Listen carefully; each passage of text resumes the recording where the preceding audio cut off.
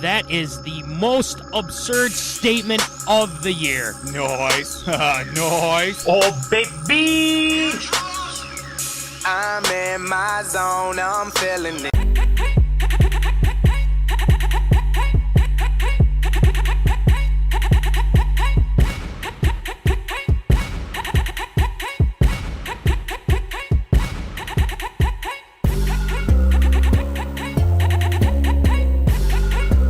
Live from West St. Paul Studios, it's time for MinneZona Sports Live with DJ Matty C and Paul the Shield Vold. And this is MinneZona Sports Live. We are back, yes. Episode 217. 217. Hard to believe. But we are here. We are ready to roll after a fun-filled weekend of sports and things happening and all that fun stuff. But without further ado, I am your host, DJ Matty C, a.k.a. Matt Callahan, a.k.a. Callie, a.k.a. Matty C, etc., etc., etc. And all the way from Granite City Studios in Aiken, or not Aiken, St. Cloud, Minnesota. Still not used to that. Shield and Tate. Yeah.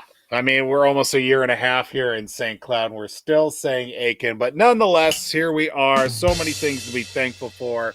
Pre-Thanksgiving show, as we always do. Usually do it the night before Thanksgiving. But we've got bigger things at play. And, of course, thankful for all the fun that these little guys always bring to me, and obviously always thankful for another great show. And we've got lots to talk about here tonight, too. That we do. Tate would agree with that as well. It sounds like with our pick'em, it's been going very, very well for our pick'em these past few times as well. And we had a winner from our from last week. No, 2 weeks ago. 2 weeks ago, yeah. Shout out to R.J. Wilson. He got his Percy Harvin jersey, so congrats to him. But we do have a prize to give out this week for Pick'em, and that one being, that bad boy, yes. The quarter zips is up for prize this week. Get in your picks before Thanksgiving, obviously, because there's going to be games starting right up at, 11:30, whatever it usually is, 11:30. So make sure you get that in, get it rolling, get those picks in as soon as possible. And, it should be a fun day of football on Thursday. Obviously, we're doing the show today instead of tomorrow because, Voldy's got stuff going on with the Granite City Lumberjacks. Yes, sir. Big game tomorrow. And, and again, so you guys can get your MinneZona sports fill before you start chowing down on some turkey, some pumpkin pie, some potatoes, all that stuff. So, with that being said, our Minnesota Vikings are 9-2. Yes, claps out. We will be talking about that. The Bears game. We're going to look forward a little bit to the game against the Arizona Cardinals. We'll quick talk about that. And then we are talking about those Minnesota Wild. They have been very good. They've been one of the top NHL teams. They did lose last night to the Jets 4-1. Talk a little bit about that. But Table Topics has returned. Yes. We are doing Table Topics tonight. Voldy will answer some table topics, and you, the zoners, can as well. So we got a lot going on with that. And ARA, we've got some fun ones tonight with ARA. We got the Gophers putting up a really good fight against Penn State. Unfortunately, they did lose. We'll quick talk about that, ARA. And then Danny Dimes, a.k.a. Daniel Jones, was released. Eyeing a contender, and a lot of eyes are on our Minnesota Vikings, apparently. So we'll talk about that. More on that later. Mike McCarthy might be staying with Dallas. Contract negotiations with Jerry and all that. Oh, boy, good luck. And then the Reds and Royals trade top players. We'll be talking about who they got and everything along those lines. And then to wrap things up, the MLB alters the race schedule for 2025, obviously with the roof coming apart due to the hurricane. And then we got Shield shoutouts, and then we'll send you guys on your way. And, you enjoy your Thanksgiving. So, without further ado, Voldy, let's just get it going with some Tater Tot Hot Take.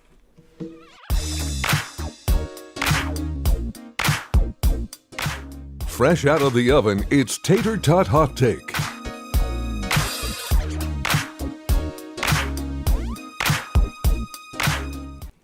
All right, it is time for some Tater Tot Hot Take, and obviously we start off with the purple, the Minnesota Vikings, who are 9-2 and beat the Chicago Bears 30-27.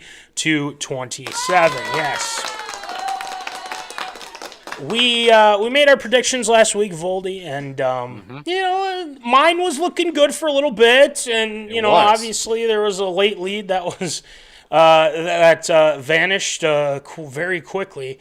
But I love how ESPN puts this article for the recap. Sam Darnold leads game-winning drive in OT. We love that.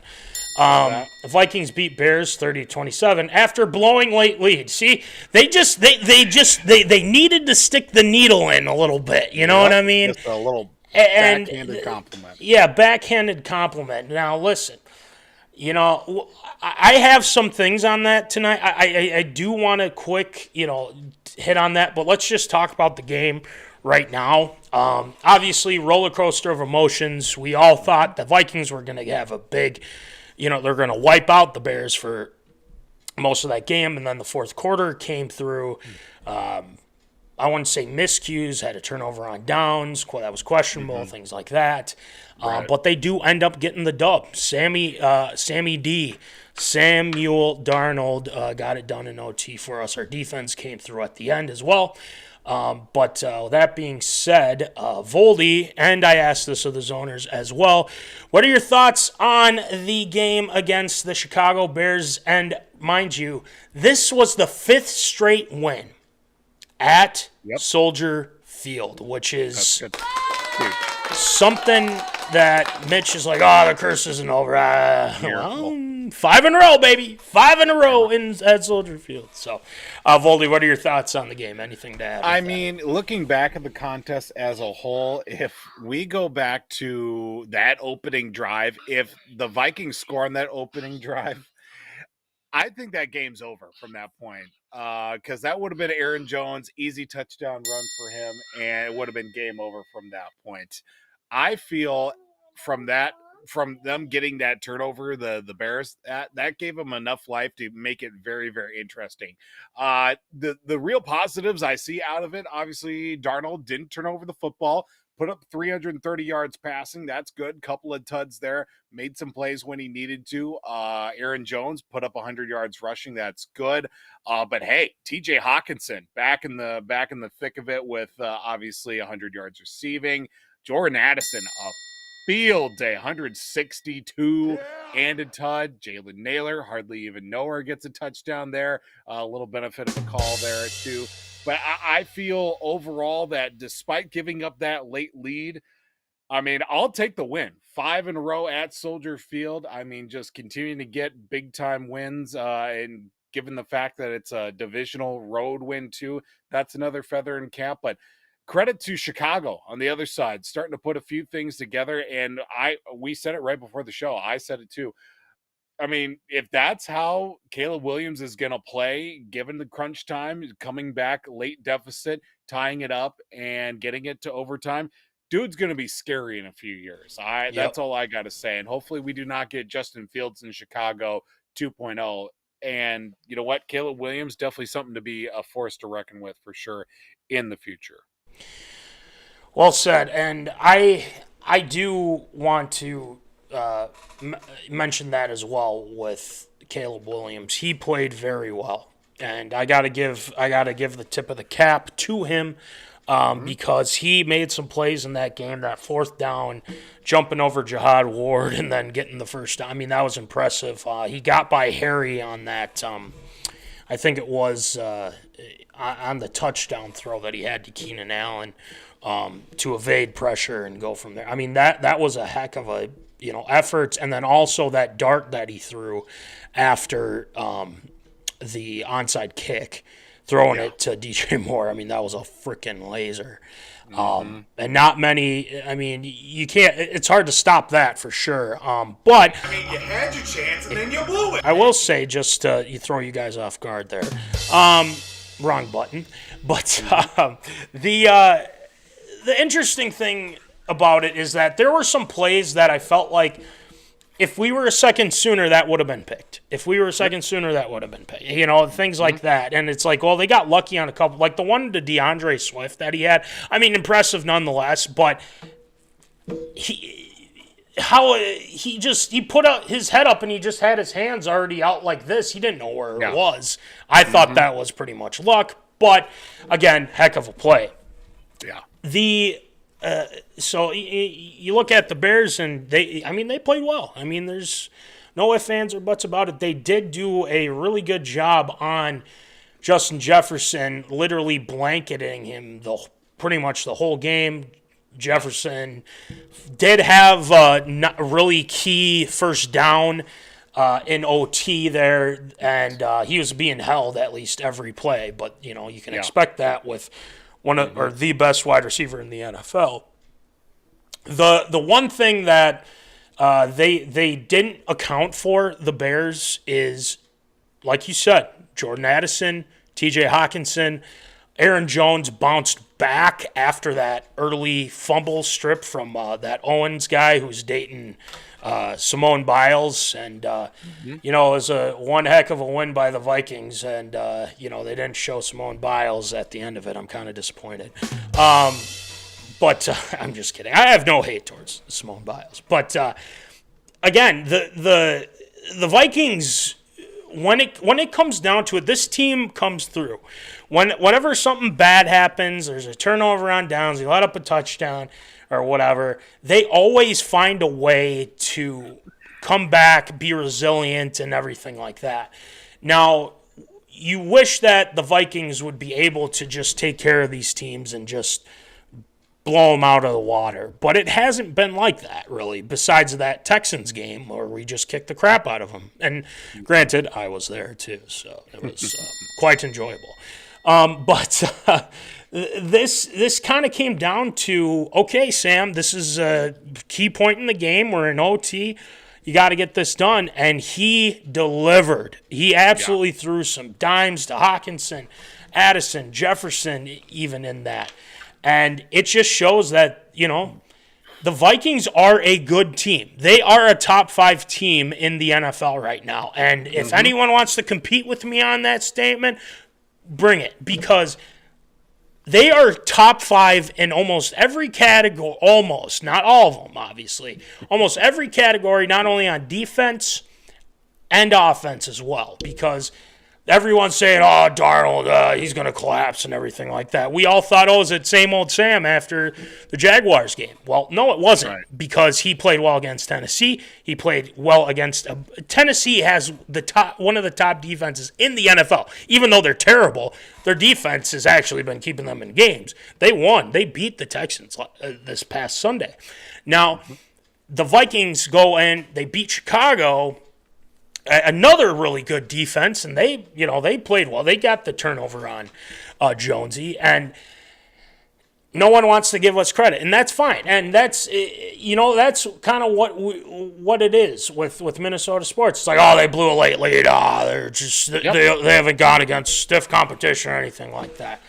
Listen, if you're not going to give us credit, we're going to put our heads down. We're going to work, and that's what KOC said today with his conversation, his weekly conversation on KFN with PA, is he's like, everyone said we wouldn't win 6 games. We've already won 9, and he's, talking about that. And I'm glad he, shed light on that situation. Because, I said 9-8 with my bold predictions. Guess what? They're already at 9. So I'm cool with it. I like I said, I want to be surprised. I'm pleasantly surprised. So, like you said, the stats are quite impressive. Darnold, 330, 22 of 34, 2 tuds. Let's go. I mean, he played, and especially towards the end of that game, Addison, you talked about Hawkinson, and, shout out to our defense, too.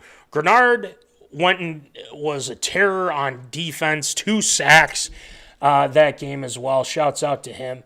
And then guess who also got a sack? Even though technically it wasn't like, he took him down. I mean, it was behind line of scrimmage. They pushed him out of bounds. But it counts as a sack. So the gangster definitely gets a sack there, too. So this is a big win. This is a huge win. Now, let's quick look ahead to the Cardinals. Now, the Cardinals are a team that I think that is kind of reeling from that loss against the Seattle Seahawks this past Sunday. Their defense really showed up. Kyler threw a bad pick to their defense not Kobe Bryant. Not the actual Kobe Bryant, but his name's Kobe with a C and then COBI. So just FYI on that. But we saw what Caleb Williams did to the Vikings. He was very, he's very mobile. The Vikings had a hard time taking him down. Kyler Murray's coming to town, and he's definitely one of those guys who can beat you with his legs. So going into this game on Sunday, and obviously this is far from now too, and obviously injury reports, things like that. Right. But Voldy, what do you expect the Vikings to do on Sunday against Kyler Murray and that high-powered offense, James Conner and Maserati Marv, as Gus Johnson would say with Marvin Harrison Jr.? What do you think? I mean, this is definitely a very tough matchup. I mean, you kind of look at it the same way that the Vikings brought in the similar situation with what the Bears presented last week. Obviously, a fairly decent receiving core, got a much better upgrade in running back offense and a very mobile quarterback. That's what we've seen out of Kyler Murray and, with James Conner. You throw in, Marvin Harrison Jr. in the mix too. This is going to be a good test for the Vikings, at least defensively for sure. Unfortunately, they will be without the services of Ivan Pace Jr. He got put on the IR, unfortunately, so he's going to be out till the end of the calendar year for at least the next 4 weeks.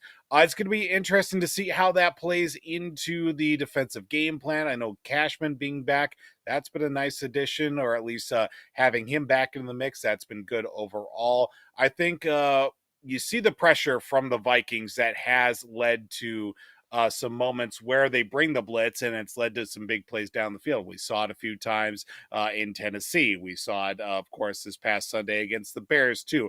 If you want to bring the blitz, you're going to have to bring down Kyler Murray. There's no ifs, ands, or buts about that, because he can definitely extend plays, be moving out of the pocket, and he's got the receivers downfield to make plays, too. So you definitely need to be able to find that right balance of blitz and coverage on top of it, because if you keep him in the pocket, that's going to allow him time to look down the field, and hopefully he'll keep his eyes off the defensive line, and that will hopefully bring in a couple of sacks on top of it for the Vikings on as for sure. I don't know, something about every time we play the Cardinals, I'm never 100% feeling good about it, because the Cardinals have always been a team that's kind of been a thorn in the side for the Vikings. It's either going to be a blowout one direction or the other, or it's going to come down to the very end. I think, a few years ago or whatever, where we had that had a chance to win it with a field goal, ending up missing it somehow, even though we thought we made the field goal. I just remember the call from Paul Allen saying, "Oh yeah, we made it." Like, wait, no, we missed it somehow. But yeah, a game against the Cardinals, I never feel 100% good about it. But you know what? I want to be proven wrong, and this could very well be the matchup that it suits for with this Cardinals team. But Kyler Murray, fully healthy and fully mobile, is definitely something to be wary of in this matchup.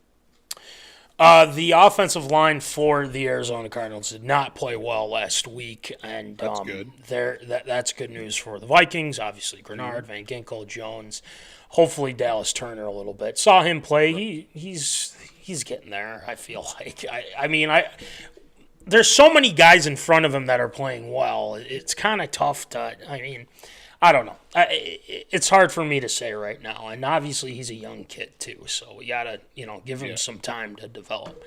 But a lot of people are saying that the Vikings should be able to take care of the Arizona Cardinals, rightfully so. But we also have to, be wary of some key injuries. Cam Robinson out of the game against Chicago. It sounds like they're going to see how he is through the week. It doesn't seem like he's going to land on IR, which is really good. But someone who did land on IR is Ivan Pace Jr. He is landing on IR. He's out for at least the next 4, I think it is now. 4 weeks, 4 weeks, so... Rouge Hill, he's played well in his absence, and the Vikings went and got somebody from the Commanders. I believe it was something Davis. It's like Jamin Davis or something like that. Jamin Davis. So he is joining the Minnesota Vikings as depth, and obviously Rouge Hill will probably take his spot where IP is, and Cashman's healthy, and we're going to need him, obviously. So I do want to throw in real quick, and then let's move on to Wild here. The I got to give a couple of game balls, okay, from this Chicago game. First game ball goes to our guy, Jordan Addison. Claps out Jordan Addison. Now, Jordan Addison has, I don't know, subtly, I would say, saying, hey, I need the ball more, things like that. You got to get him involved. And, man, has he responded these past 2 games. Touchdowns, not only in the Tennessee game, but a touchdown, with against the Bears here on Sunday. Almost had another one, but he said, he goes, I got to do some more wind sprints and, get in that end zone and whatnot. So I love that. And it looks like he's going to be a key in this game on Sunday versus Arizona. Now, if the Cardinals do what the Bears did and say, we're just triple, quadruple cover Jefferson and go from there, that is a big mistake, because Addison, Hawkinson, as you saw what the Bears did, it worked for some of it, but you forget about Addison, you forget about Hawkinson. This is easy pickings. It's like, well, it's still Sam Darnold. Well, Sam Darnold just went down and scored on you guys, so...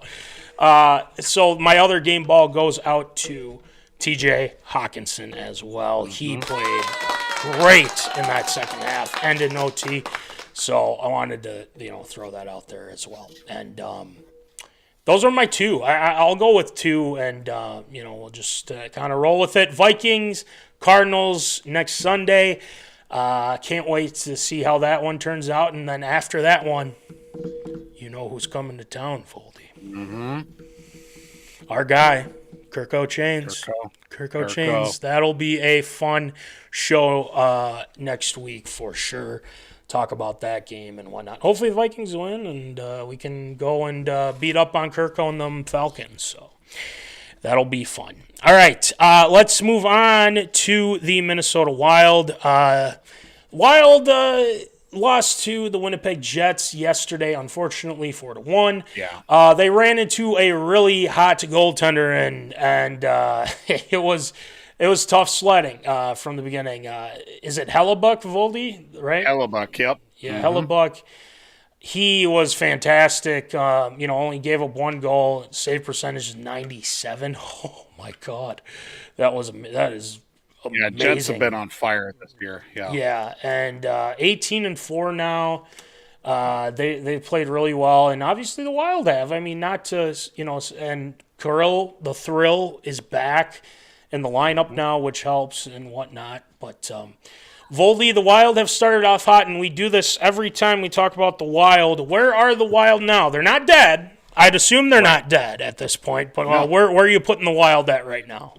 Right now, where the Wild currently stand, I feel comfortable with where they're at. I mean, they're not dead. They're in the, I would say if they were not dead, they're in the, I'll say the hospital waiting room right now. They're looking to get checked on because they're sitting at second in the Central Division. I mean, they lost to the Jets. That hurts them a little bit. 6 points behind in the standings, but second in the division. Usually you're looking up at guys like Chicago, Colorado, St. Louis, but right now the Wild are looking down on Dallas, Colorado, Chicago, St. Louis, Utah, even with Nashville. I mean, looking up at the Jets right now, you would certainly like to see them be able to capitalize and get a couple wins. I mean, they have yet to beat the Jets this year. I mean, going back to the first time they played them, lost in overtime. But other than that, I mean, it's been a very interesting year. I mean, Kirill Kaprizov is having a very good start to his career at, I should say, the start of his season, I should say, leading the team in goals, assists, and points. He's at 34 points already, starting to get a little bit of rumblings of maybe possibly looking at MVP of the season as we hit the quarter mark of the year. I mean, it's been very productive, and I also like the fact that the Wild aren't really relying on Marc-Andre Fleury to be the starting goaltender. Philip Gustafson's been taking the majority of the starts. Of course, Fleury has got his spot starts here and there, and he's been very productive for the team overall. But Gustafson really getting in there, getting accustomed to the NHL life and the NHL style too. So obviously getting him thrown into the mix, but just looking at how it's really all played out, team overall, getting a lot of production from obviously Joel Eriksson Ek, Matt Boldy, even, getting, before he got hurt, Zuccarello before he got injured, but seeing Kaprizov taking a majority of the points has been very, very nice to see. Marco Rossi at the same time, but even seeing a little bit more production from like Jake Middleton has been really a real nice surprise too. Had that lone goal against the Jets in that 4-1 loss, but I would definitely say they're treading water right now. They could definitely improve on a couple things, but being 13-4-4 is very nice to see, a quarter of the way into the season. So hopefully they can build off of that for the future too, and stay very competitive in that Central Division, even though they're looking up at the Jets right now. Yeah, and they play the Wild play the Buffalo Sabres tomorrow, so they can get back on track there. Unfortunately, the 11-game point streak for Kirill Kaprizov snapped, obviously coming back from the injury. Yeah. He's the NHL's number 2 scorer right now, Voldy. That is impressive. And, up for MVP, we'll take it. Let's do it. So we'll see what they can do here up against the Sabres tomorrow. But this is kind of the start people want to see. And it seems to me that, I think they were motivated after how last season went, because last season was kind of a disaster with the injuries and other stuff going on with that. But and this is the last year of the whole contract deals and Parise and Suter, and now we can, hopefully Billy G can start making some moves and go from there. And we will see how that pans out after the season, but they're out of Dallas, Colorado, St. Louis, Utah, Nashville, and Chicago, like you said. So we'll keep an eye on how the Wild are doing and throughout, and hopefully keep this up. And damn you, Nino Niederreiter, for being on the Jets. What the hell? Wearing number 62 also, just like, ew, gross. Yeah, what, is he a lineman or something? Exactly. NHL's weird, man. I don't know. I don't get it. Maybe it's the number he wore in Switzerland. I don't know. That's true. Life is weird, man. Yeah, life's weird, bro. But I miss Nino. He was that savior in that playoff. Remember that playoff series, 2014? Yes, sir. Hell of a game. Remember Kyle Granlund back? That'd be nice too. Granlund, whatever. God, I miss that guy. What was the?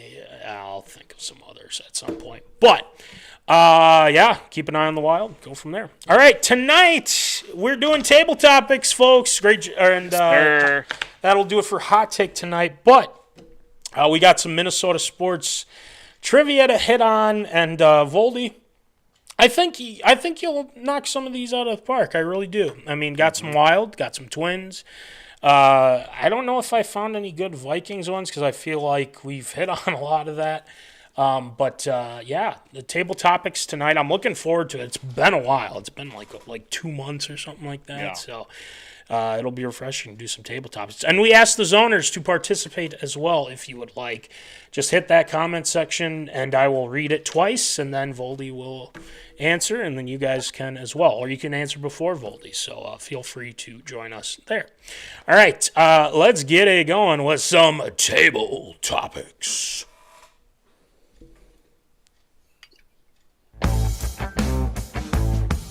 The tables have been set. It's time for MinneZona's Table Topics. Like Austin said, it is time for Table Topics. And we thank Mama Callahan, obviously, for the new Table Topics that we have been doing. They are fantastic, and obviously it's a little more trivia than the other ones were.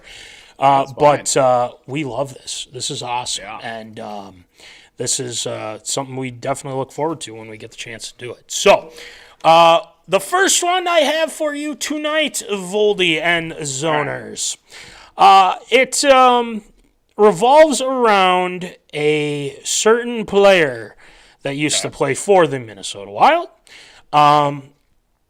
There is the first question. What 2002 8th overall draft pick of the Wild returned to action in December of 2010 after missing 112 games with post-concussion syndrome?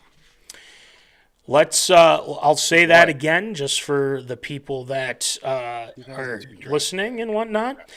What 2002 8th overall draft pick of the Wild returned to action in December 2010 after missing 112 games with post-concussion syndrome? So, that being said, Voldy, do you have an answer for that? Okay, draft pick 2002, so this is pretty early. Few names come to mind. I would say it is a fan favorite, but there's a lot of fan favorites. So, well, one does come to mind, but I don't remember him being out all that long with post-concussion symptoms. Maybe this was a dark time for him, but he ended up playing quite longer after that. He played a good chunk of time. He was with the Wild a good chunk of time, I'd say. Yeah. Oh, boy. One name does come to mind, but I'm not sure if it's even remotely close. I'm going to say Mikko Koivu, but...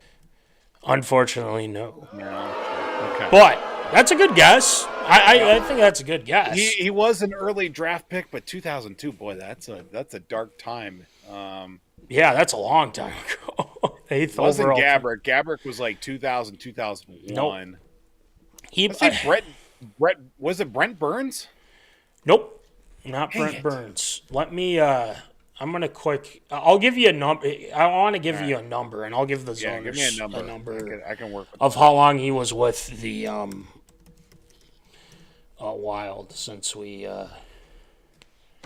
have the awesome. Was it Antti Mietinen? No, it wasn't him. Great name. Great Wild. So following the 2006-2007 season, he signed a 3-year entry-level contract with the Wild, May 31st, 2007. Oh boy! And let me give you the time he was with the Wild real quick. He was with the Wild from 2008 to 2013 before going to the New York Islanders. Calclutterbuck. Ding, ding, ding, ding, ding, ding, ding, ding, ding, ding. Yeah! Talk about a fan favorite. Cal Clutterbuck was the guy. Oh, my God. He was. Oh. He was. I mean, that one. Yeah, go ahead. 2002 draft pick? Golly. Isn't that Clutterbuck is old. Yeah, and he's still playing, right? Or am I? No, I don't think so. If he is. Well, he played 82 games for the Islanders this past year. Golly, Cal Clutterbuck, you're old. God damn. Hang him up. Cal Clutterbuck. I love that name. One-day contract with the Wild. Call it a career, man. Call it a career, my guy. Even though he only played 5 seasons, like nobody else endeared themselves to Minnesota more than Derek Bugard, Koivu. I mean, obviously Parisi's from here. Yeah. Like Cal Clutterbuck, I mean, you could probably still walk around XL Energy Center and see a good amount of. One of the jerseys I always wear is Cal Clutterbuck, him or Derek Bugard, because it's the only most recent hockey jerseys or Wild jerseys I have, barring Kaprizov and then Zach Parise is the most recent ones I have. Right. Man, Cal Clutterbuck. I feel a lot better now about myself now that it's Cal Clutterbuck. That's awesome. That's awesome. I want to do kind of a one that this probably will jog your memory. We're gonna quick go to basketball for this one real quick. Okay. What 1998 first overall pick of the Los Angeles Clippers played in 137 games for the Timberwolves from 2003 to 2006? One more time. What 1998 first overall pick of the Clippers played in 137 games for the Timberwolves from 2003 to 2006? 03 to 06. Yes. Good Lord. First round pick of the Clippers. I will give you first overall? First overall? Yeah, first overall. Yes. Jesus. Did I not say really overall? Bad? I'm just confirming. 98. Oh, okay. First overall. 03 to 06. Oh boy. Wasn't Starbury, was it? Stefan Marbury? I can't. No, that's not a bad guess. It was not Marbury. Too late in his career. Let me. This will help. He was featured on Where Are They Now? Okay. And I did it. I was the one that did that. Was it the Candyman? The Candyman, yes, the Candyman. I just wanted to get the Candyman out there. I was just when I saw that, like, Michael Olowokandi, the Candyman. I had to get that one in there. Oh, wow, that went farther than I thought. All right. All right, our next one. Which one did I mark here? Oh, yeah, this. Oh, perfect. Okay. So this happened in 2008, and this is somebody you know very well, Foldy. In May 2008, Carlos Gomez became the first twin to achieve what rare individual feat since Kirby Puckett did 22 years prior. So, good old Go-Go. Carlos Gomez, obviously, he'd get in a lot of fights, but again, that was fun. He was enjoyable to watch. I love Go-Go in a Twins uniform. Some weird times. Twins. Him and Denard Span out in right field, center field, or whatever, running into each other. That was, it was great times. In May 2008, Carlos Gomez became the first twin to achieve what rare individual feat since Kirby Puckett did it 22 years prior? Okay.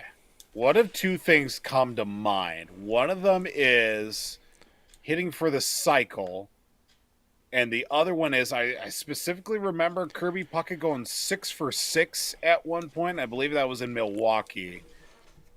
But I don't think if Carlos Gomez ever went 6 for 6 for the Twins, I mean, this was 2008, so it was dark times for the Twins then, especially with him being a slugger.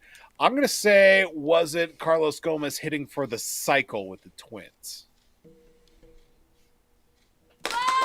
Yes! Indeed, it was.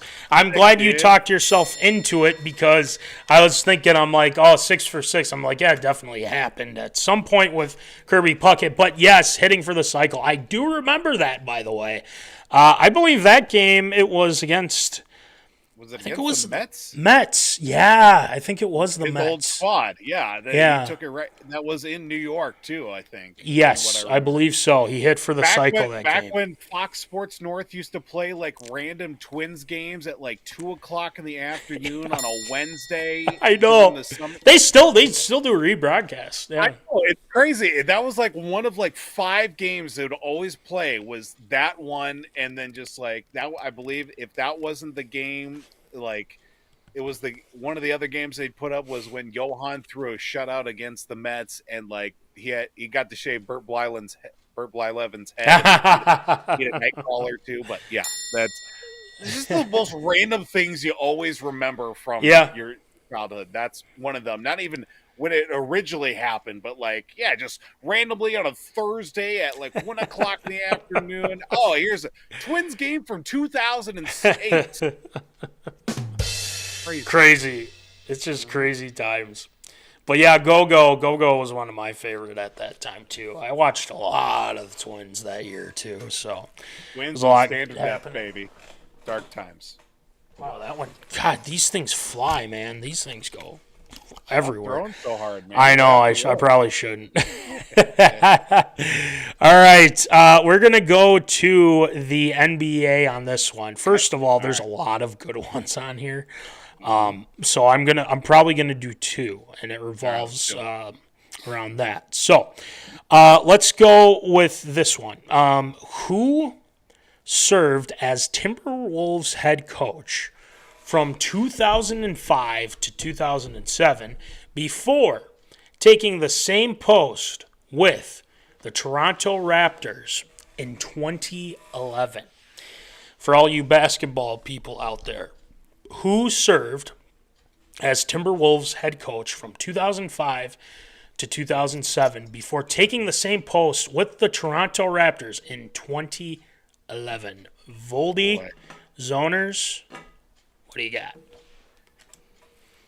Okay, so 2011 Raptors, probably a horrible team. 2005 to 2007 Timberwolves, correct? Yes. Yep. Okay, so that was before I started paying attention. That's probably pre-K-Love. That's end of Big Ticket 1.0. Pre-Richard Jefferson. This was Al Jefferson. Yeah, Al Jefferson. Yeah, Al Jefferson. Yeah. Excuse me. Yeah, no, you're that's good. How long it was. Ryan Gomes. The only coaches that come to mind are definitely not this person. It's like the ones I keep thinking of are like Kurt Rambis, Kevin McHale, Rick Adelman? Ooh, Dave Adelman? Yeah, you've got some. It's close. That's pretty close. You're in that area. This was only 2 seasons. That's the ones I keep coming over like post that time, like prime K-Love. Bald head, chin strap, double machine. That's Thick right. Cut K-Love out of UCLA, not skinny mini. I got the Jew fro, and I have a lot of feelings. Exactly.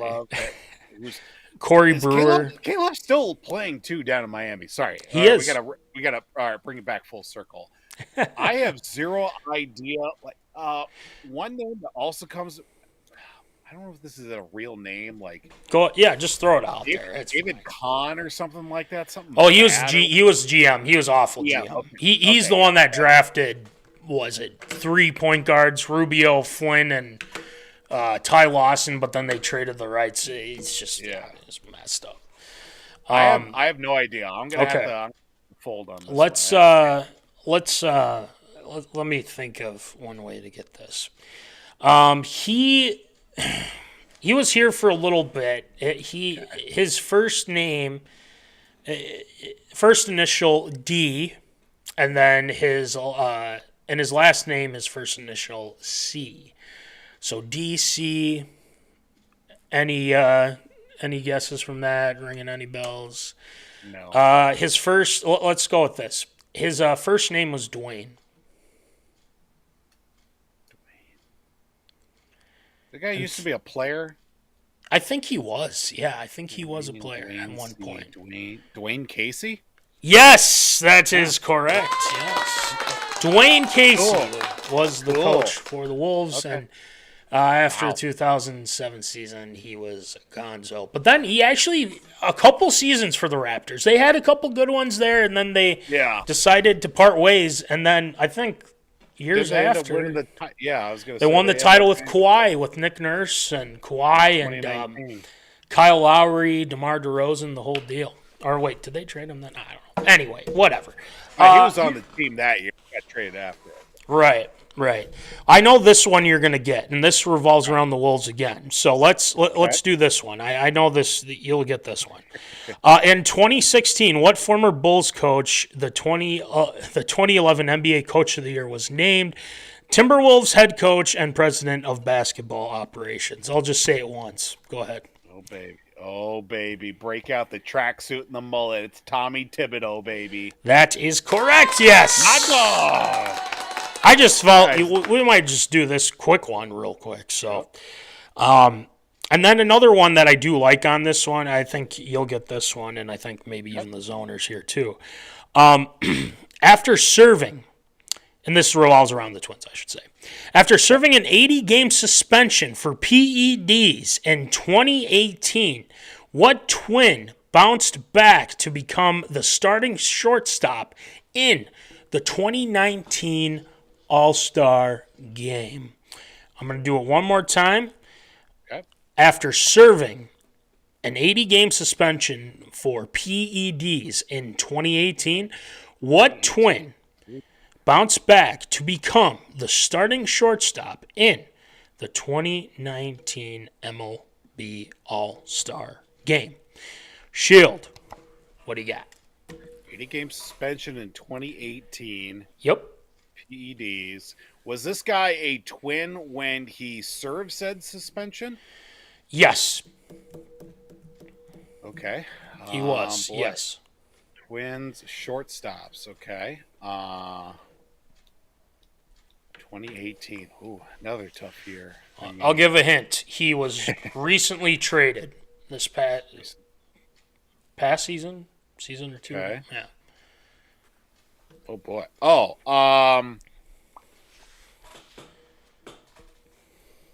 this guy's shortstop now? Yes. Oh, okay. I was gonna say Jorge Polanco, but that's pre-Polanco by a long shot, I think. Unless I want to go Jorge Polanco. You know what? I'm gonna go with Polanco on this one. I'm glad you went with your intuition. Yeah. Has he been in the league that long? Yeah. Good Lord. I forgot he was a short. Well, Bolo. I guess I should know better because we ended up just always taking our shortstops, moving them to second base or the outfield because, you know. Yeah. Royce Lewis was a fan of that this past season. I mean, you look at all the shortstops that have come up for the Twins. Trevor Plouffe, Brian Dozier, Polanco, Luis Arias, all these guys. They always start as shortstop. They end up going somewhere else. All these guys at one point have played the outfield because, hey, you know, any idiot can play the outfield, but and they never. They're going to put Mauer in the outfield at one point. He did one game. Was it one game? Yeah, that's right. To this day, Joe Mauer playing right field at Target Field because it was either going to be Mauer or Morneau in right field, and thank God they put Mauer in right field for one game. So you can say he was a prolific, career outfielder.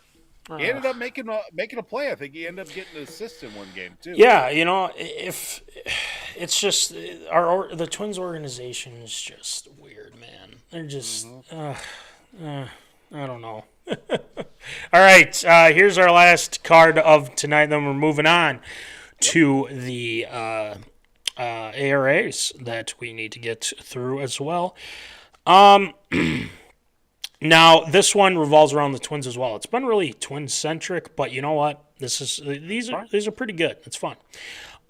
In June of 2010, around kind of the same time we had with the Go-Go stuff as well, and Denard Span tied an MLB record by hitting how many triples in one game.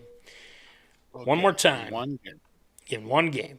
In June of 2010, Denard Span tied an MLB record by hitting how many triples in one game? And, mind you, this was the first year of Target Field.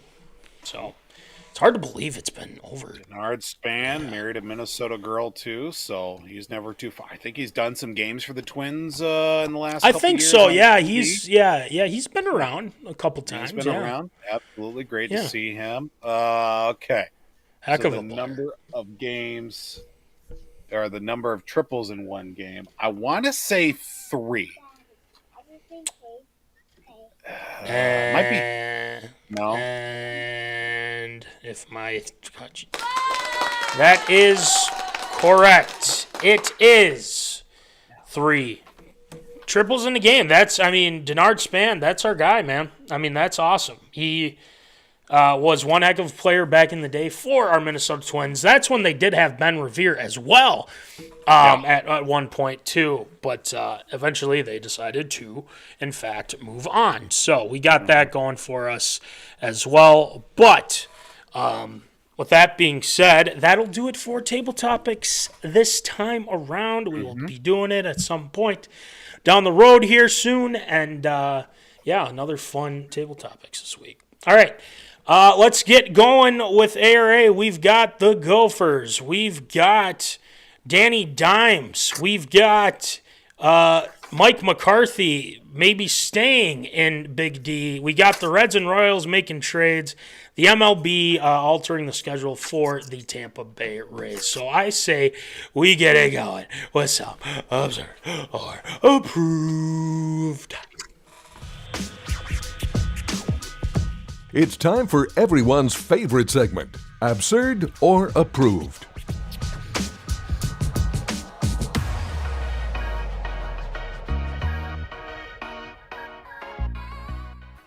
All right, it is time for Absurd or Approved. So, Voldy, why don't you rattle them off for us, please? Well, we head to the world of college football where your bowl-eligible Minnesota Golden Gophers were just edged out by the number 4 ranked Penn State Nittany Lions in a very back-and-forth and tightly contested contest in, of course, this past Saturday. With a 26-25 win, the Penn State Nittany Lions are still within grasp of a college football playoff position and looking at an outside chance of a Big Ten championship game berth. But the Gophers did not shy away from the fight, with it being a contest that did not end up going their way. Towards the end of the game, the Penn State Nittany Lions were just able to make enough plays to come out with the win. Gophers had their chances in many different areas. Of course, a very modest set of numbers for passing, rushing, and receiving, but at the end of the day, the Gopher defense was just unable to make the plays that were needed, especially with a very, very good team in Penn State. But ultimately, it was a win for Penn State. Now, looking at the contest as a whole, if you had the chance to watch the game, is it absurd or approved? Based off the performance of this past Saturday against Penn State, the Gophers will be able to beat Wisconsin coming up here this week. That's a great question. And by how they played on Saturday, I watched a good chunk of the game. They just the only thing that they struggled with was containing that tight end. I think it was number 44 for Penn State. Dude was just a tank running over guys left and right, got open a lot. But offensively, they did okay. There were some miscues by the offense.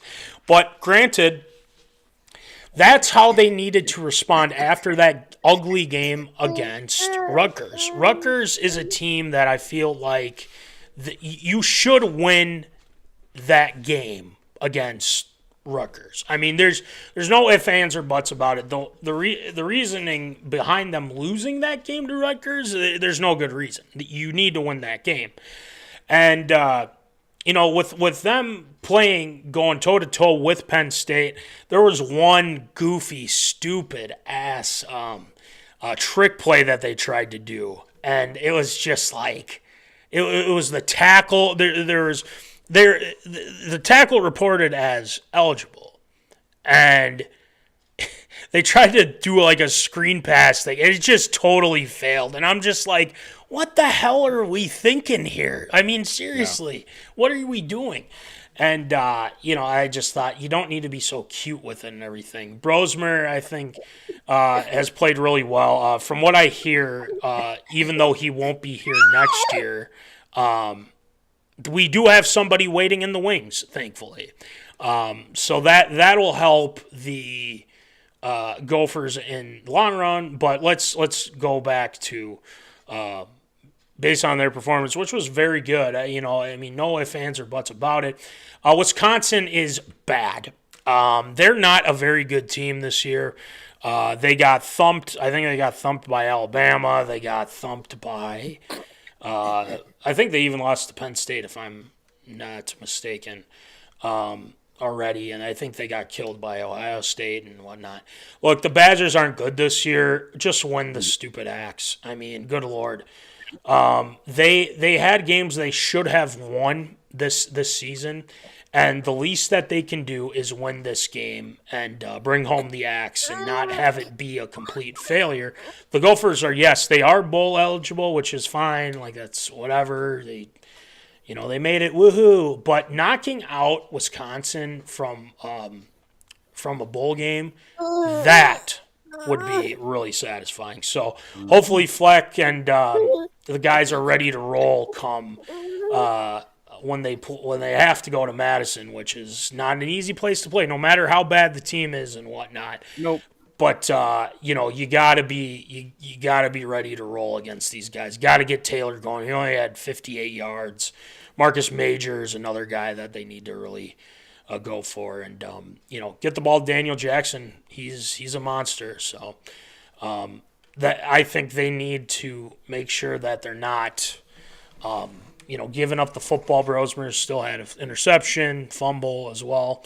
So just beat them. I mean, they're not good. You need to beat this team. Stamp of approval. I think they're going to beat them on Saturday. So I got the Gophers winning, going to 7-5, which isn't terrible. It's fine. They could have won a couple others, but it is what it is. So, Voldy, what do you got? I mean, I definitely see this as an opportunity for the Gophers to get at Wisconsin with it being a down year. They were off to a much better start to begin the year for the Badgers, but then their starting quarterback got hurt.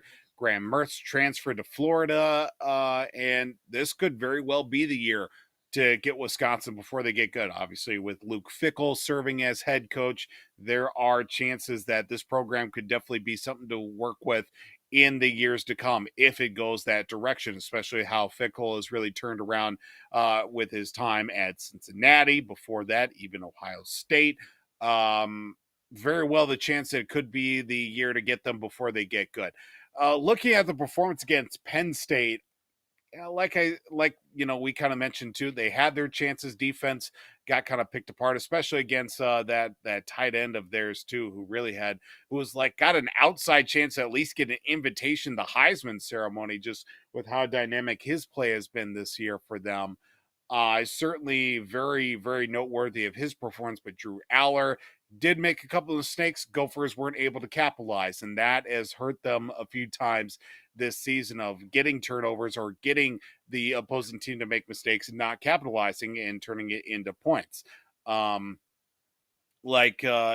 seen Brosmer a couple of times really, have efficient games, not a lot of yardage, but that running game has been very nice for the Gophers with Marcus Major, Taylor as well. Trying to get them going is going to be a big factor in that game against Wisconsin too.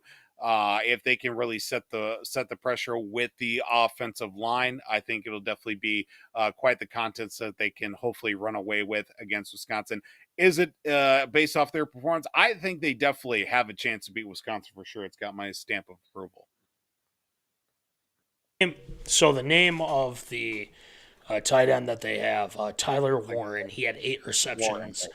102 yards. He was good, man. I give him a lot of credit. But they'll get it done. We're confident in that. But if they don't, well, I think some conversations need to be had just to kind of, see where we're at. That's all I'm saying. So, All right, next one, Voldy. Well, we head to the world of the NFL, where the New York Giants and quarterback Daniel Jones mutually agreed to part ways. And of course, with that taking place, the career of Daniel Jones in the Big Apple came to an end with Jones clearing waivers as of Monday with his release from the team. But Jones is also eyeing up a possible spot to be on a contending team for the rest of this season and whatever holds for him in the near future. A couple of landing spots have included the Baltimore Ravens as a backup, and quite possibly even our own Minnesota Vikings, looking for obviously veteran experience at the backup position, but also being well enough to be a contender in a possible chance for Jones to revitalize his career, given the fact that he will be, of course, looking at money coming in his direction, if not this year,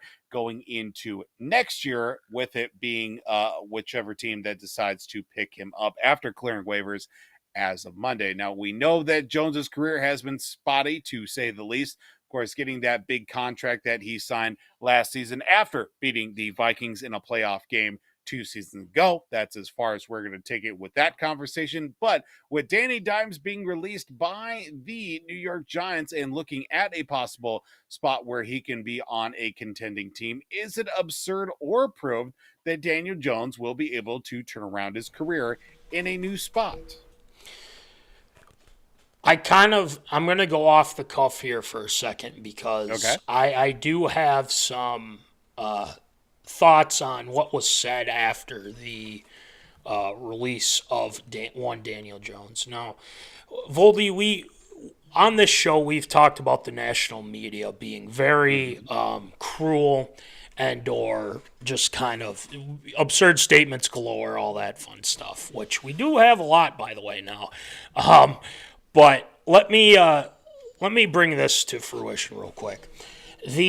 When the Giants benched him and he was the fourth guy on the depth chart and whatnot, and he was like their scout safety or something like that, and that came out, and that's not great, and he asked to be released. Now, he released a statement after saying, like, which is, I thought, again, it's like, oh, he manufactured it. He's just sucking up and just trying to save face. It's like, no, the guy just like, it just didn't work out. And I mean, that's what happens. But to have somebody on SportsCenter, and her name is Elle Duncan, and I have had a very strong opinion on a lot of what she has said and a lot of what she has done on ESPN SportsCenter and beyond. She's been on First Take. Now, first of all, she's got to where she is, and you have to give her credit where credit's due there. But one thing I want to bring up with that is she didn't need to come in and mock the guy, okay? He is in the NFL, and yes, was he terrible? Absolutely. We will be the first to say it here on this show. He was bad? Yeah, he was bad. And he should be thanking Ed Donatel for that money, in that playoff game. But for her to go and mock him in the segment that she, put out there, I thought was over the line. It just shows what kind of person that she is. And for the Giants to go out and say, oh, you can't be saying about that, and for them to respond, it's like, oh, you guys, it's like, at this point in time, stop making fun of the guy. I mean, he got there for a reason. It's not his fault that the Giants drafted him, and it's sure as hell not his fault that you guys can't run your organization, that the Giants can't run their organization to where they want it to be. When you had Tom Coughlin, you had Eli, you were spoiled, you got 2 Super Bowls with it. Now they're like, oh, we thought he'd be the next guy. But for Elle Duncan to go out there and say something like that and being very, saying like, I'm sorry for you guys giving me all this money and X, Y, and Z, but to continually do that and call people snowflakes and stuff like that, listen, If you want people to get off your back and you calling people snowflakes, let's look into your past real quick. You had a DUI in 2013. Boom. Mic drop. That's all I got to say. And again, I have no problem with how she got there and everything like that. But if we want to talk facts and we want to get on people for certain things like that, let's talk about you. So, just saying that. All right, let's get back to what we were talking about. Now, turning the corner. It was something that needed to be said, and I'm glad I said it on this show. And whether she, or not she tunes into that, I can take whatever what she throws at me. The fact of the matter is that I think that is unprofessional. That's just me. So, with that being said, I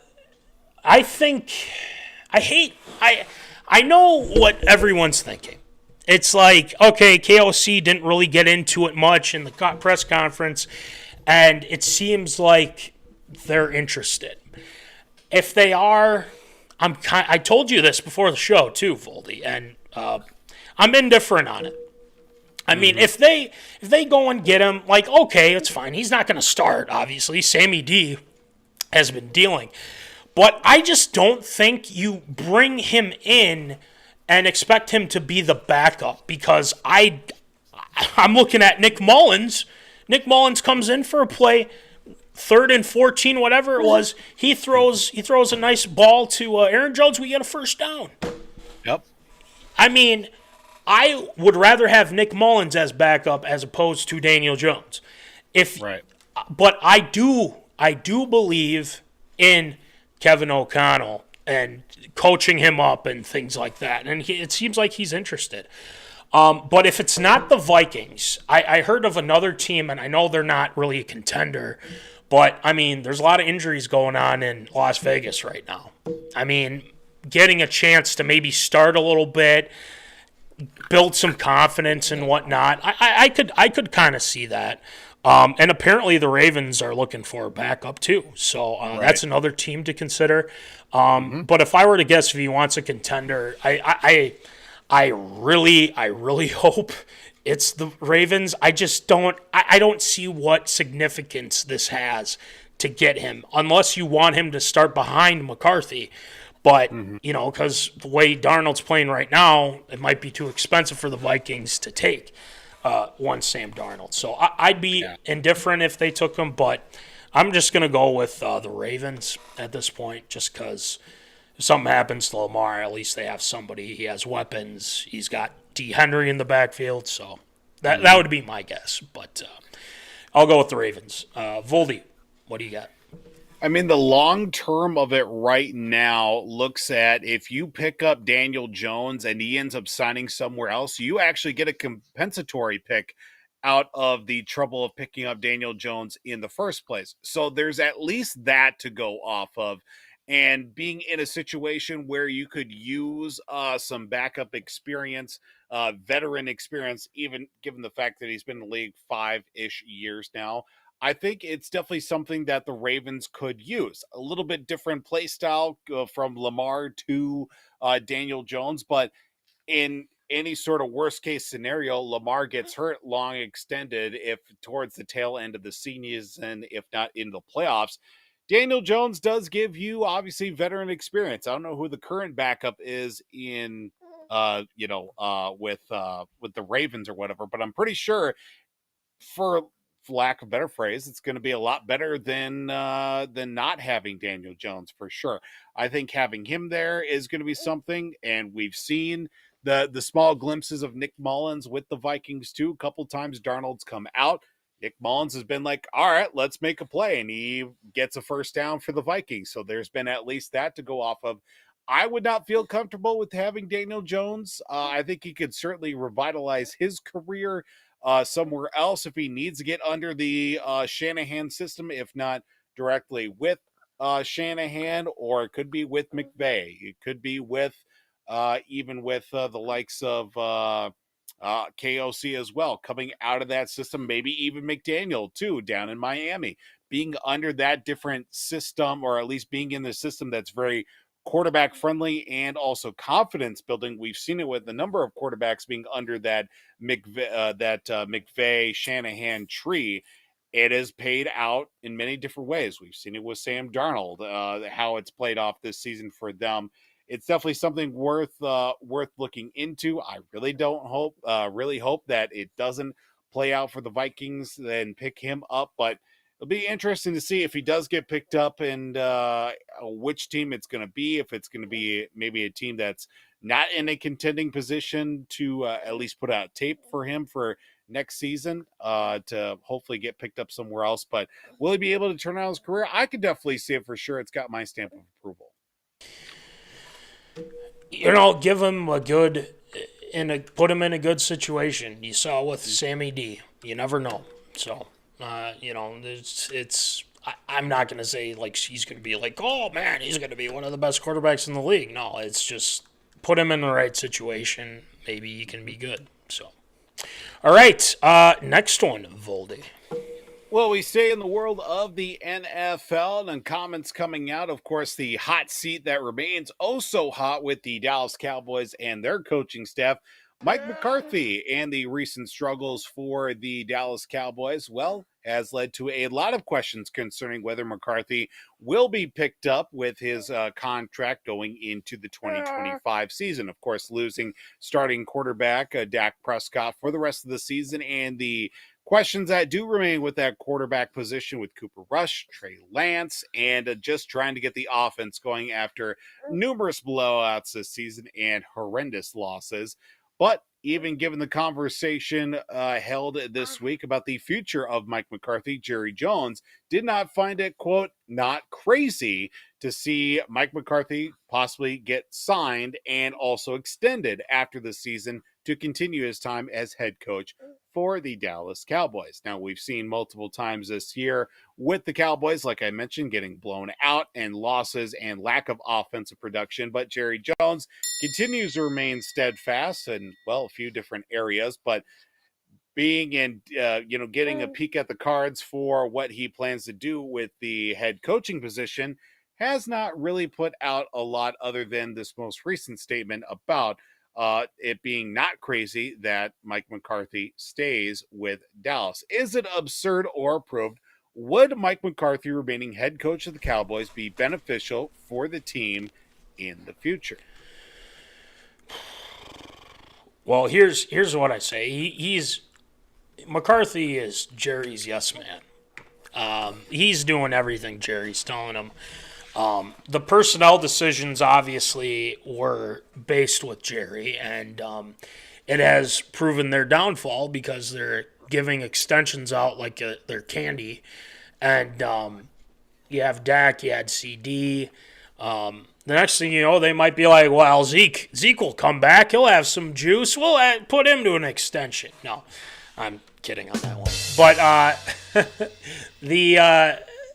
the thing is this is my humble, opinion, and they don't care because they're the Dallas Cowboys, and Jerry's going to do what's best for the Dallas Cowboys. But McCarthy's just a yes man for Jerry. Saying that it's not crazy for him to stay, I kind of expect it at this point. You don't have your best buddy Sean Payton to bring in to Dallas, obviously. You're not taking Flo from the Minnesota Vikings, so you're not doing that. I hope not either. I don't think Flo would like it there, to be honest with you.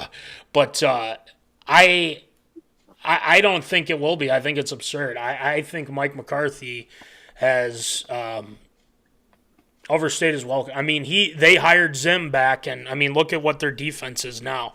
Now they've had injuries and things like it's. Listen, when Dak was healthy, when some of these other guys were healthy, you guys were getting your asses kicked, and it's showing that Zim hasn't changed any of what he does. Now, okay, great, you guys won against the Commanders in Washington. Fine. It doesn't matter. You're going to win. You're going to win against the Giants, but Cooper Rush is not going to get you to the playoffs. I will say that. Who might if McCarthy had a brain, or unless they don't, unless Jerry's like, no, we can't put him in there. Trey Lance. So you got the Giants on Thursday for Thanksgiving. That's a game you should win. If they lose to the Giants, stick a fork in them. Like Tommy for Cutlets, sure. baby. Tommy Cutlets did not play well. Cutlets, let's go. If he gets it done, man, I will laugh my ass off if that happens. Yeah. And Zim, and it wouldn't shock me if they fired Zim.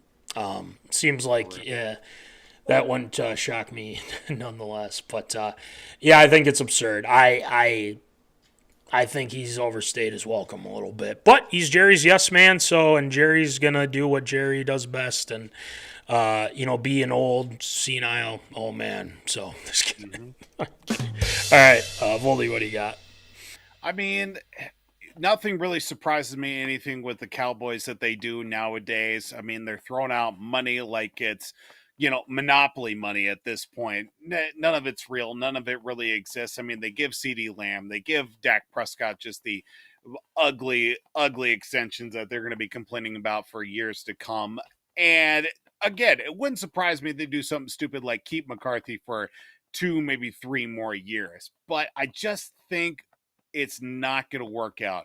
Do you start all over again and maybe blow up the roster after this season?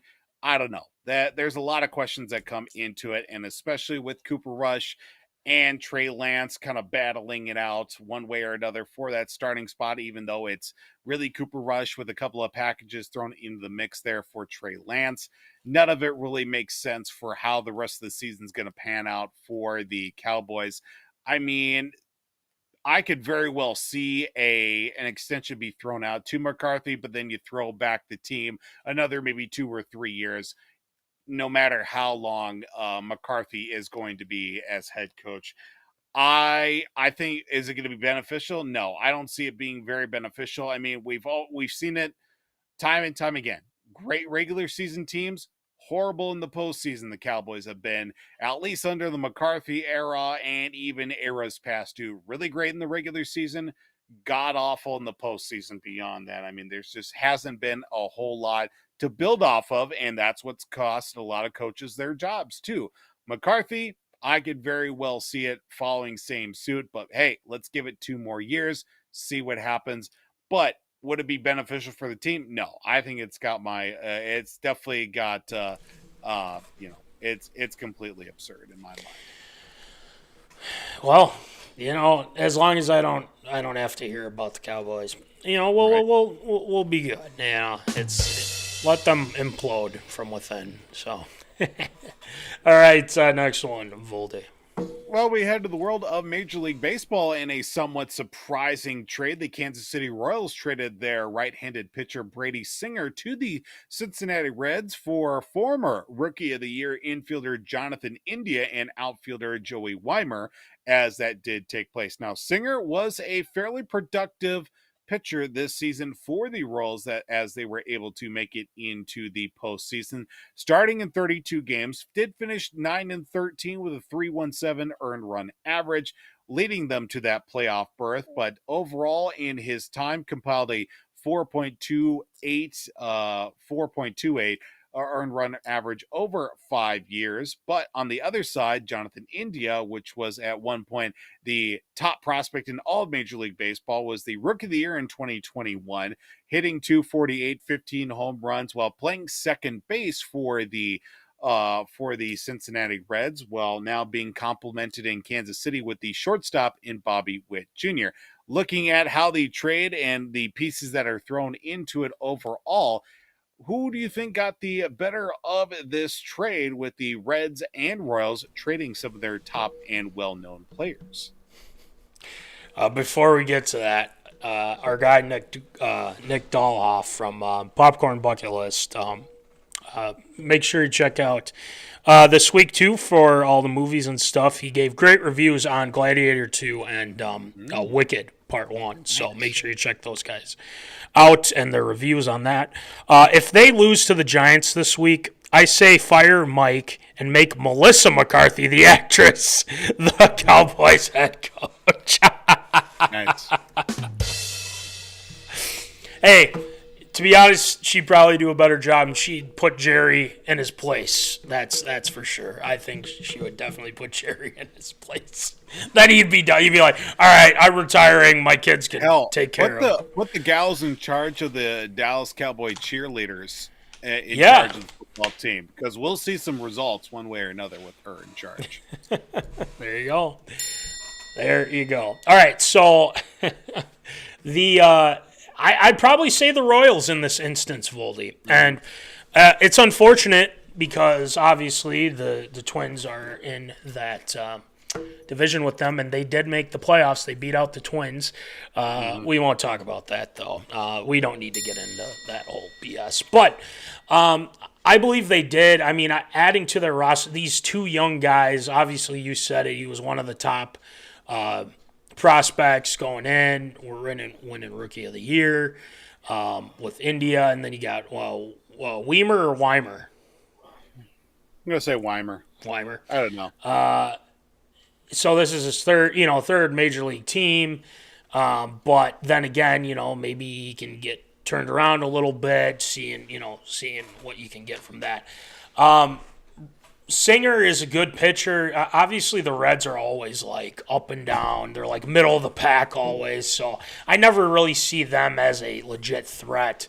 But yeah, I'm going to go with the Kansas City Royals. I think they, they're slowly starting to build up their team a little bit. Especially after the seasons back in 2016, 2017 when they were in the World Series or whatever. So I'm leaning towards the Royals. They're getting better. Obviously, they made the playoffs last year, and they're trying to, keep it rolling. So yeah, I'm gonna go with Kansas City Royals. I hate to say it. So, Voldy, what do you got? Yeah, I'm of the same mindset with that. I think you add another complimentary piece in the lineup for Bobby Witt Jr. in Kansas City. I mean, Jonathan India, you give him enough, at least some help offensively, because he was the guy in Cincinnati to really keep things going towards the tail end of the career for Joey Votto. Not really a whole lot going on. Obviously, he won Rookie of the Year in 2021, but just getting him in a lineup where he can do damage, top or bottom lineup, and a really good double play combo with him at second. Then you put Bobby Witt over at short. It could certainly something to do a lot of damage in years to come, not only in the AL Central, but across the American League too. That could definitely be something. Again, a very streaky franchise with Kansas City. I mean, 7-8 years ago, we're talking about them being a perennial team to see in the World Series. They made a couple World Series, winning one of them in 2015, I think that was. Gosh, it's hard to think it's going to be almost a decade since that did happen. But with all those great young prospects that they did have, how that played out for them, right time, right place. You would certainly hope that would happen for the Twins sometime, but never the case for the Twins in that regard. But also with how they made this trade and giving up obviously a top pitcher that they did have, the Reds are definitely in need of a little bit of help in that rotation from years past with managers that they've had that have come from a pitching coach background overall. Going to be a nice piece for them, but I think really winning the trade is going to be Kansas City, just giving another piece for Bobby Witt Jr. to maybe not really pitch around when he's in the lineup. Now you add somebody like Jonathan India, definitely going to help him in a lot of different areas for sure. So the Royals definitely won this trade as of right now. As of right now, we'll leave it with that. So, all right, last one, Voldy.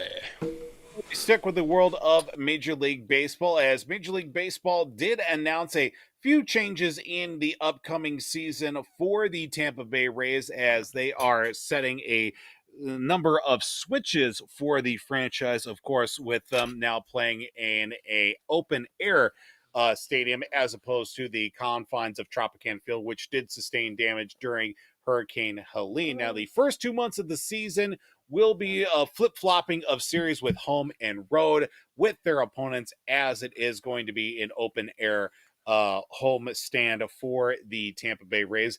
Now, the Rays are scheduled to play 19 of their first 22 games at home, and then 37 of 54 through May 28th. Then they will play 64 of its last 108 games on the road, as the Rays are going to be home for 8 games in each July and August. Now, that's going to be something noteworthy, with it, of course, being Florida. The temperatures and the weather very, let's say, temperamental, if you will, with it being in Tampa Bay. Of course, they didn't have to worry about it with them being in the confines of Tropicana Field. Now, of course, we've seen some of the announcements taking place with the flipping of series between, of course, our Minnesota Twins and teams across Major League Baseball. With that all being taken into place, is it absurd or approved? Will the Rays be able to benefit from playing on the road in the back half of the season, like they usually sometimes always find a way to have a god-awful team, but yet find a way to make it into the playoffs and even somehow into the World Series, as my 8-month-old cries as I try to talk through it, my hatred of the Tampa Bay Rays. All right. I think any mention of that Tate's just not a fan of. So I don't blame him, to be honest, with the Rays. But damn those Rays. I guess it kind of depends on how their team is this year, obviously, and them just adjusting to it. Playing at Steinbrenner Field, obviously, we talked about this. It was a couple weeks ago, a week ago. Was it a week ago? I don't know. Anyway. Last week, yeah. Yeah. So it sounds like the Twins will be going to Steinbrenner Field in May, and then they'll be playing the Rays 4th of July. I think so, right? Yeah, 4th of July. So whether it'll benefit them or not, I mean, it's hard to say. I mean, it could. It's nothing to where, I mean, it's going to take some getting used to, for sure, having a home game and then bringing in people, for that, especially when you don't even know if you're going to go back to Tropicana Field in 2026. So I'm gonna say no, because you have a lot of road games in the back half, which isn't the most ideal. You have to go to home stadiums, a lot of travel, things like that, and maybe that's too much for them. I don't know. Obviously they take flights and things like that, but I think that kind of sucks, not really having a set home. I mean, you're temporarily using a field that was the Yankees or something like that, or that for spring training and whatnot. So I guess for me, I would just say, I'd probably say I don't think it's going to benefit. I'd probably say it's absurd.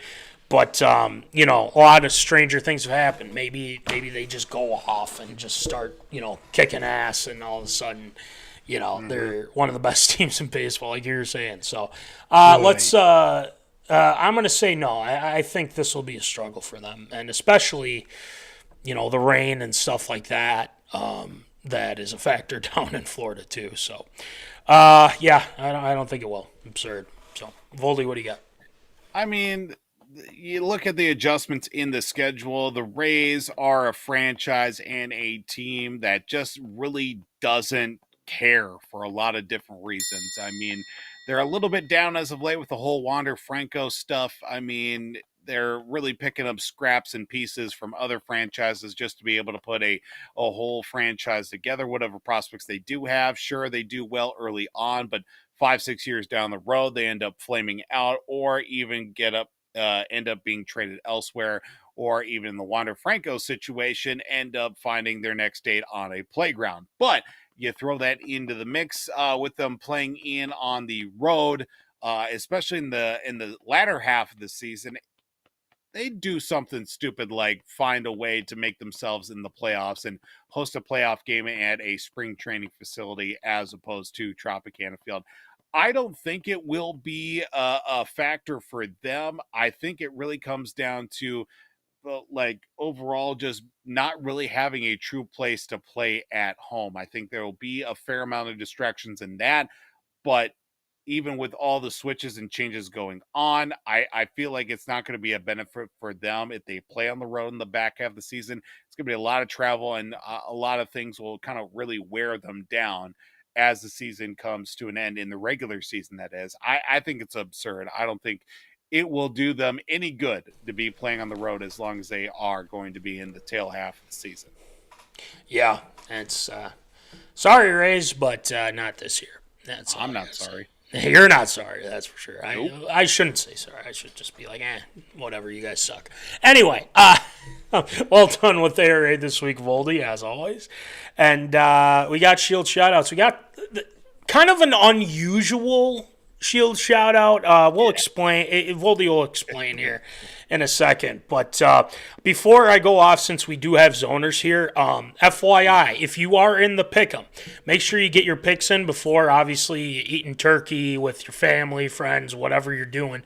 Get those picks in because you, this week, could win, yes, this bad boy. Not this specifically. Not this one. This one's mine. I keep this one.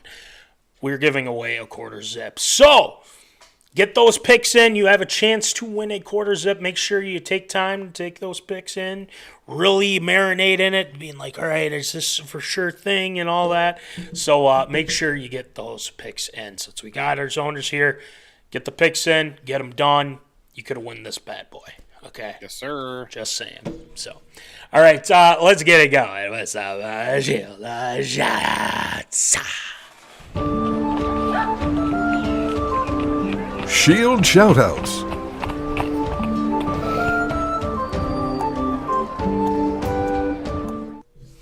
All right, Shield, who you shouting out tonight?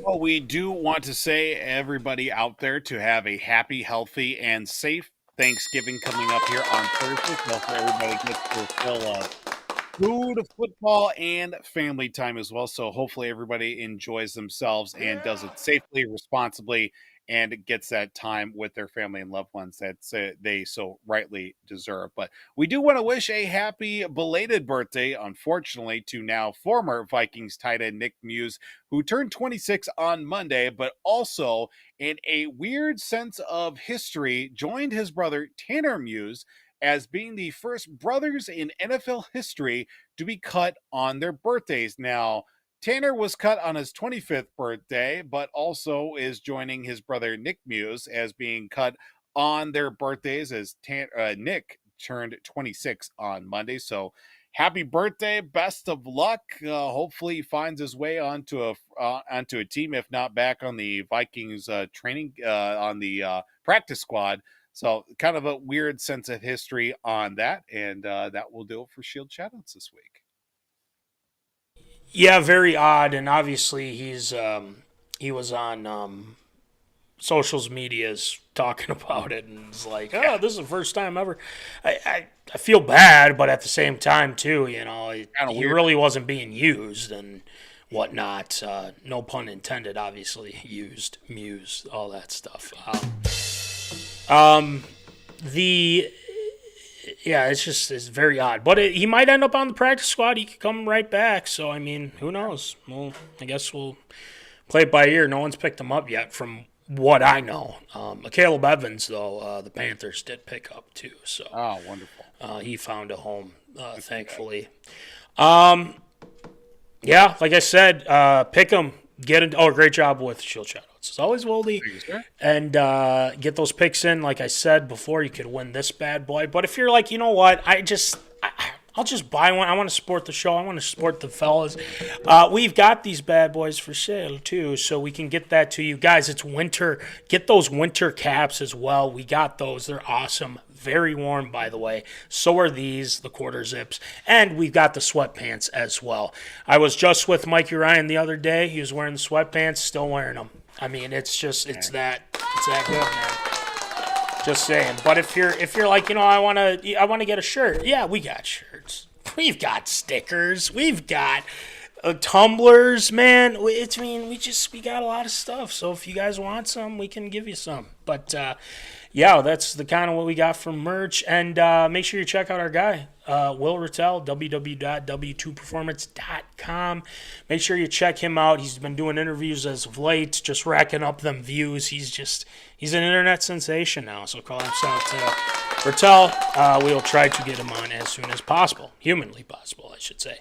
Thank you to National Fleet Graphic, Crown Rental, Tyler Knutson for the stickers. Make sure you check out the Brotherly Ballers podcast with Tyler Hermann and Jack Vickers. It's ramping up, guys. Fantasy football playoffs are coming up here. Make sure you set those lineups, especially if you're in the MinneZona Listener League. And yes, I did make an omission. I did not realize there were only 4 teams that we had in our playoffs. I changed that to 8 because I said that's what we're going to do. We're going to do 8 teams, and apparently we'll be better. We will be better. So I that's on me. So I will make sure that next year. I mean, it's fixed. So for years to come, we're good. But after that, make sure you check out those guys. Check out our guy, TLS Performance, Troy Stoudemire Jr., doing awesome things as well. And then you check out that Popcorn Bucket List, Nick Dahlhoff, Ryne Myhrberg, the Rhino. That's Rhino. Omni Entertainment with those guys, too. So make sure you check out all their stuff. They've got plenty of reviews. They've got full-length episodes. Check them out on YouTube. So, with that being said, like Voldy said in Shield Shoutouts, have a fantastic Thanksgiving. Thanks for tuning in tonight, especially when we had to make an audible. People showed up. We had some people chime in a little bit, so this was great. We'll be back to our regular time next week. And we'll be talking a lot of Vikings, I think, because Kirko's coming to town. Got to talk about it. So a lot to be had in the next few days here. So with that being said, as always, folks, keep in the zone. Holla. Thank you for watching MinneZona Sports Live. Join us Wednesdays at 7 p.m. for live show broadcast. And as Voldy likes to say, follow us on all the socials medias.